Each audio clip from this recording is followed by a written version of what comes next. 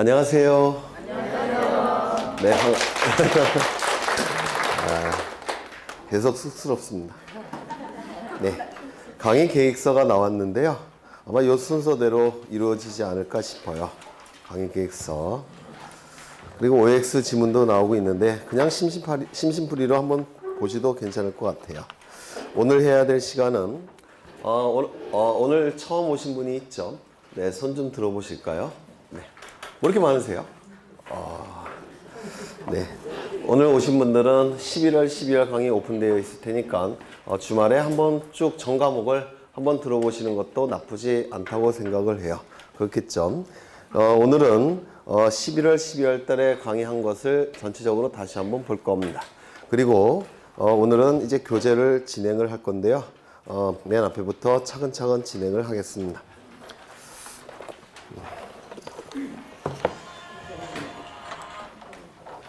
우리 부동산 공시법령은 두 개의 법률로 구성되어 있다고 그랬죠. 첫 번째, 공간정보의 구축 및 관리에 관한 법률. 두 번째, 부동산 등기법. 두 개의 법률로 구성되어 있는 것이 부동산 공시법령으로서 우리 시험에서 24문제가 출제가 된다고 했습니다. 그런데 우리 공시법령뿐만 아니라 모든 법률은 여러분들이 제일 사모하시는 민법마저도 전부 다 헌법을 근거로 한다고 했죠. 헌법을 근거로 하지 않는 법은 단 하나도 없습니다. 그렇죠? 그러면 이 헌법을 구성하는 요소는 내용은 두 가지가 있다고 했는데 헌법을 구성하고 있는 내용은 딱 두 가지 뭐라고 했습니까? 그렇죠. 헌법은 두 가지 내용으로 구성되어 있습니다. 국가의 통치 구조에 관한 내용이 들어가 있고 국민의 가장 기본이 되는 권리, 기본권에 관한 내용이 들어가 있습니다. 이 통치 구조라는 것은 이 통치 구조에 의해서 통치권이라는 권력이 나오는데 이 통치권이라는 권력은 힘을 본질로 합니다. 그렇죠. 힘을 본질로 하고 있기 때문에 국민의 입장에서는 이익의 침해가 발생할 수밖에 없어요. 그래서 우리 헌법에서는 그 통치권에 관한 내용을 규정하면서 반대로 이 통치권에 의해서 침해할 수 없는 국민의 가장 기본이 되는 보호 영역을 보장하고 있습니다. 그게 바로 기본권이에요. 통치권에 의해서 침해할 수 없는 국민의 가장 기본이 되는 보호 영역. 이것을 기본권이라고 얘기합니다. 그래서 우리 헌법은 두 가지 내용으로 구성되어 있어요. 이 통치 구조에 관한 내용이 헌법에 들어가 있기 때문에 이 헌법에 의해서 국가가 창설된다라고 말씀드렸죠. 그래서 이 통치 구조 때문에 국가가 창설이 되는 겁니다. 국가를 창설하는 법이 헌법이라는 법이에요. 그러면 이 통치권이 미치는 공간적 범위가 있을 텐데 통치권이 미치는 공간적 범위. 통치권은 어느 공간에 미칩니까? 대한민국 전 영토에 미칩니다. 그렇죠? 이 통치권이라는 권력은 어려운 게 아니라 입법권, 사법권, 행정권이라는 권력을 통틀어서 통치권이라고 불러요. 그러면 우리나라 입법권, 사법권, 행정권은 당연히 우리나라 전 영토에 미칠 수밖에 없습니다. 그래서 통치권이 미치는 공간적 범위는 대한민국 전 영토, 전 국토가 될 수밖에 없다라고 했습니다. 그러면 국가가 통치권을 제대로 행사하기 위해서는 통치권이 미치는 공간적 범위인 전 국토에 관한 정보들을 미리 수집하고 등록하고 관리하고 그리고 주권자인 국민에게 이 정보를 공적으로 보여줘야 됩니다. 그래야지만 통치권을 제대로 잘 행사할 수 있기 때문에 그렇습니다. 그래서 이 통치권이 미치는 공간적 범위인 전 국토에 관한 정보들을 국가는 수집하고 등록하고 그리고 관리하고 궁극적으로는 주권자인 국민에게 이 정보는 공적으로 보여줘야 됩니다. 공시한다라고 얘기를 해요. 그렇죠? 그러면 이러한 정보들은 어떠한 매개체에다가 등록을 해야 되느냐면 이 전 국토에 관한 정보들은 지적공부라는 공적인 장부에 이 전 국토에 관한 정보들을 수집, 등록, 관리, 공시하게 됩니다.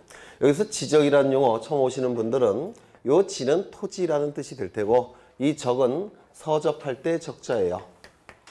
서적할 때 이 적자는 정보라는 뜻을 갖고 있어요. 그래서 지적이라 하면 토지 정보를 지적이라고 얘기합니다. 공부는 공적인 장부라는 뜻이에요.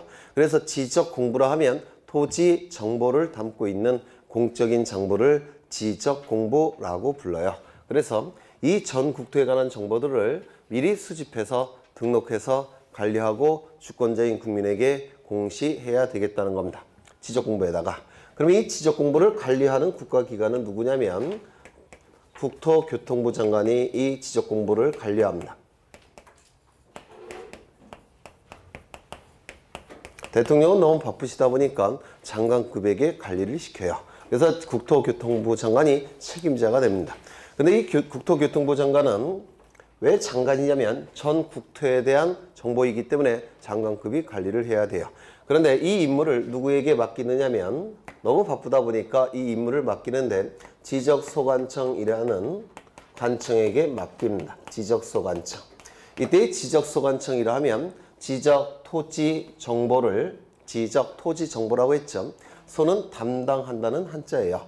그래서 토지정보를 담당하는 관청, 지적소관청이라고 얘기하는데 이 지적소관청에게 이 임무를 맡깁니다.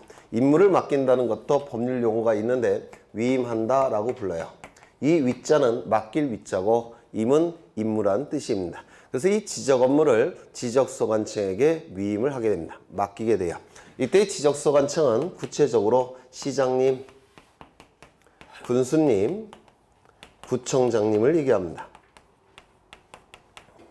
시장, 군수, 구청장을 의미해요. 그래서 이 국토교통부 장관이라는 문구가 나오면 전 국토와 연결이 되는 것이고 시, 군, 구 단위로 쪼개지면 이때는 국토교통부 장관이 관여하지 않고 누가 일을 하는 겁니까? 지적소관청인 시장, 군수, 구청장이 이 지적 업무를 담당하는 겁니다. 전 국토 단위라고 한다면 국토교통부 장관, 시, 군, 구 단위라고 한다면 시장, 군수, 구청장이 이 지적 업무를 담당하게 됩니다. 그러면 이 시장, 군수, 구청장은 두 가지 종류가 있는데요. 지방자치단체로서의 시장, 군수, 구청장이 있고 국가의 하부 행정기관으로서의 시장, 군수, 구청장이 있다라고 했습니다. 그래서 두 가지 종류의 시장, 군수, 구청장이 있어요. 그러면 이 지적 업무를 담당하고 있는 시장, 군수, 구청장은 요 지방자치단체로서의 시장, 군수, 구청장을 의미하느냐 아니면 국가기관으로서의 시장, 군수, 구청장을 의미하느냐 요 지문이 몇 번 출제된 적이 있습니다. 어디에 해당이 될까요? 네, 국가의 하부 행정기관으로서의 시장, 군수, 구청장이 바로 지적소관청의 임무를 하게 됩니다. 왜냐하면 지자체는 통치권과 관련이 없는 단체예요. 지방자치단체는 자치권이라는 통치권과 다른 별도의 권력을 가지고 있습니다. 통치권은 주권자인 국민이 대통령에게 부여를 한 겁니다. 그런데 이 자치권은 주민들이 그 지방자치단체에게 부여한 권력이 이 자치권이에요. 국가는 통치권, 지자체는 자치권 이렇게 권력이 다릅니다. 그러면 우리가 보고 있는 이 내용들은 전부 다 지방자치권에 관한 내용이 아니라 통치권에 관한 내용을 우리는 볼 거예요. 따라서 이 지방자치단체로서의 시장군수 구청장을 의미하는 게 아니라 여기 아래쪽 국가의 하부 행정기관으로서의 시장군수 구청장이 바로 지적소관청이 될 수가 있더라는 겁니다. 그렇다면 여기 구청장이라는 분은 두 가지 종류가 있어요. 하나는 자치구청장이 있고 비자치구청장이 있습니다. 이렇게 두 가지 종류의 구청장이 있습니다. 자치구청장은 이 구청장은 주민들의 선거에 의해서 선출된 분이에요. 그렇죠. 주민의 선거에 의해서 선출된 분이고 비자치구청장은 이거는 대통령이 임명하는 분입니다. 이렇게 두 가지 종류의 구청장이 존재를 해요. 그러면 이 지적소관청으로서의 이 구청장님은 반드시 이 자치구청장일 필요가 있습니까? 없습니까? 없습니다. 물론 이 자치구청장도 지적소관청이 될 수 있지만 비자치구청장도 지적소관청이 될 수가 있더라는 겁니다. 이것도 굉장히 어려운 내용인데요. 꼭 기억하셔야 돼요. 자치구청장이건 비자치구청장이건 둘 다 지적소관청이 될 수가 있습니다. 자치구청장은 두 개의 지위를 갖고 있는 거예요. 첫 번째는 지방자치단체, 두 번째는 국가기관.